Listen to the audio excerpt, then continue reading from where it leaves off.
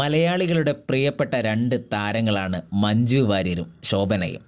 മലയാള സിനിമയെ എടുത്തു നോക്കുമ്പോൾ ഒഴിച്ചുകൂടാൻ പറ്റാത്ത രണ്ട് താരങ്ങൾ തന്നെയാണ് ശോഭനയും മഞ്ജു വാര്യരും.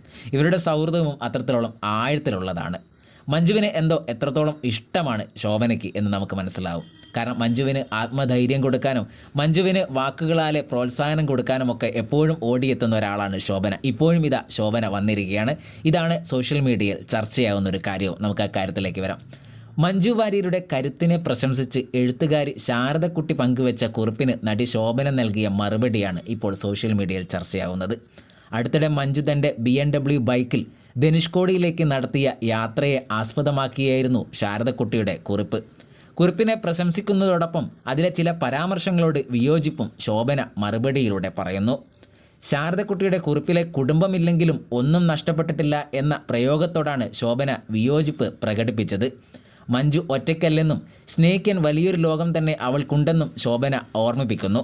മഞ്ജുജിക്ക് ഒരു കുടുംബമുണ്ട്. മിക്ക ആളുകൾക്കുമുള്ളതിനേക്കാൾ വലിയ ഒന്നല്ലേ അത്.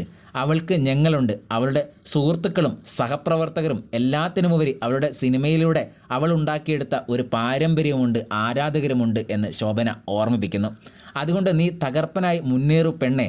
യാതൊരു തടസ്സങ്ങളുമില്ലാതെ ഒറ്റയ്ക്ക് യാത്ര തുടരും. കലയും നിന്റെ ബൈക്കും മാത്രം കൂട്ടിനുണ്ടാവട്ടെ. ചേച്ചിയോട് സ്നേഹം മാത്രം. ശോഭനയുടെ ഈ വാക്കുകൾക്ക് സോഷ്യൽ മീഡിയ വലിയ കയ്യടിയാണ് ലഭിക്കുന്നത്.